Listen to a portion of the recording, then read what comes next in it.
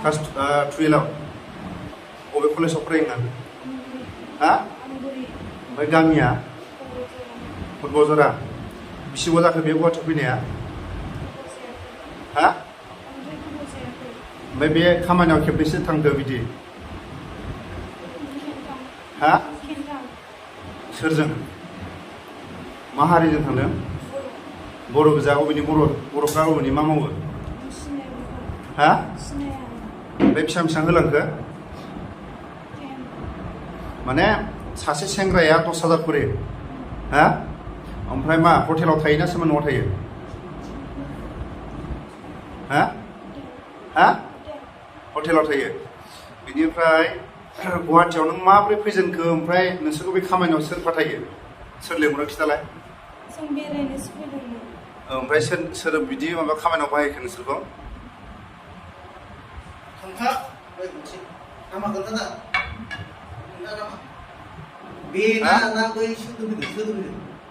जों राबि आं बिउटि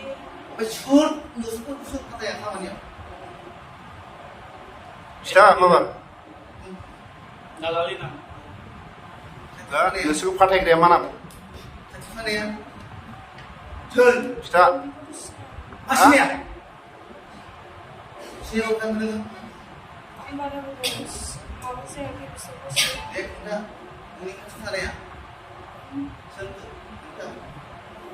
दा न'आव थांफिननानै फरायगोन ना मागोन नों माला थांगोन हा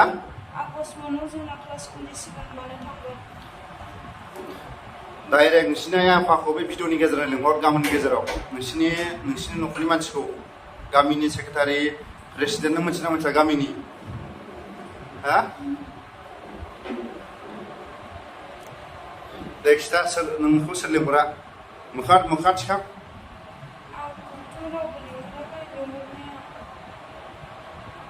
ओमफ्राय बे खामानियाव नोंसोर बेरायनानै लाजिना लाजियाखै नोंसोरो हा दिनै बेसेबाङाव फैदोंमोन बेसेबाङाव होगोन होननानै लिंहरदोंमोन नोंखौ हा ओमफ्राय बेसेबां होगोन होनदोंमोन हा जायगा हटेलाव थानो होननानै लिंहरदों आरो हा सोर लिंहरनाय हा बिनि हौवाया मा नाम खिथा राज अबेनि बियो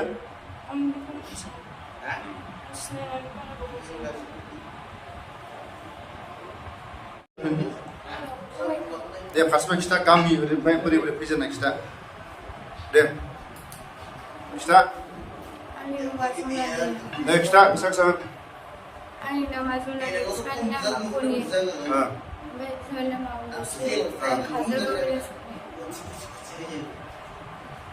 खिथा हा आंनि नामा जुनालि ओमफ्राय बिफानि नामा कनि ओमफ्राय बिमानि नामा मुस्रि आं काजलगावनि आं गुवाहाटियाव बेरायनो होननासो फैदोंमोन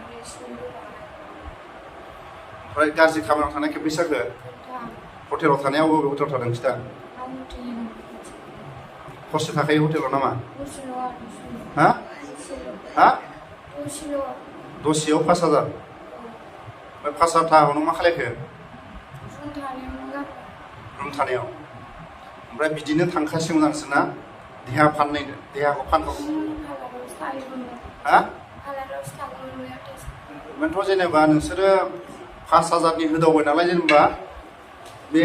जाय मानसिफ्रा फैदों बिसोर बर' दा हा सेंग्राफ्रा बहानि सेंग्राफ्रा हा बहानि बबेनि सेंग्राफ्रा खिथा हा हा बहानि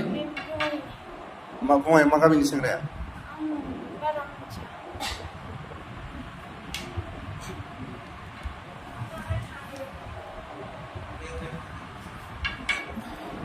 बिसोर गासिबो आरो ना माने 5,000 10,000 थाङो आरो बिसोरो 5,000 10,000 नै बुझबाय ना 5,000 10,000 नोंसोर गामियाव थांफिनसिगोन ना नोंसोरो हा हा हा हा माने बिसोरखौ माने मोजाङै बुबासो माने खिथागोन आरो जायगा 5,000 10,000 थाङो आरो बिसोरो माबायाव 1 घन्टायाव 5,000 नामा हा बेसेबांथो हरसेयाव बोरैथो 5,000 लाखो हा गोसा होन दसेल' 5,000 मिनिलायदोंसो बिसोर बुजाना मिनिलायदों आरो गिबियावनो नैखौ सोंगोरसिगोन ओरै जोंनिखौ फारसेनिफ्राय गामिनिफ्राय आरो बिमा बिफानि नाम आरो गामिनि माखासे सानैसोनि नामखौ खिथा आरो नोंस्रा न'खराव साबेसे दं आरो नोंनि नामखौ खिथा दे खिथा र' माबा हा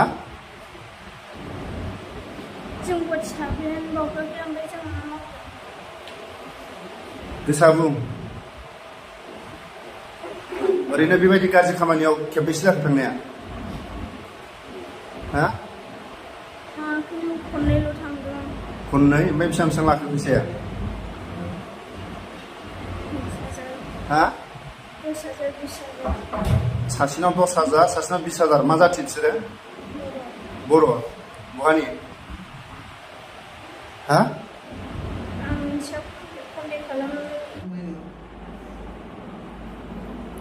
एक्सएनडिपि सासन आरो मोनबावाखै लावथि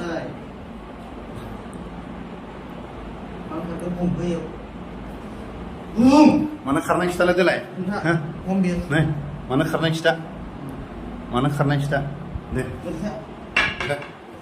खिथा दे बिन्था दे दे मानो खारनाय खिथा एसे मोजां गथ'फ्रा मा दं दे खिथा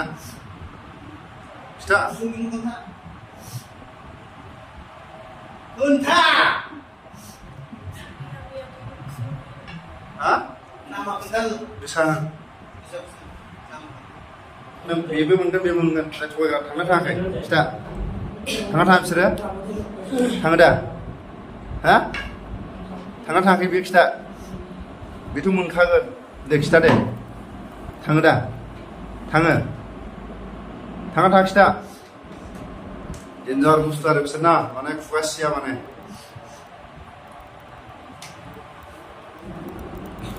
दा मोनायाव हरनि 12:00 जोंनि बर' सिख्लाफ्रा हटेलाव थाग्रा माने दसे समावनो 5,000 10,000 बिसोरो दसे समावनो 5,000 10,000 बिसोरो जोंनि बर' नैबे बर' गथ'फोर आरो बेखौ जोङो दिनै गुवाहाटियाव थानाय एक्सएनडिपिफ्रा हमनानै मोनो गासिबखौबो दा बिसोरनि बिमा बिफा दंना गैया गामि दंना गैया नै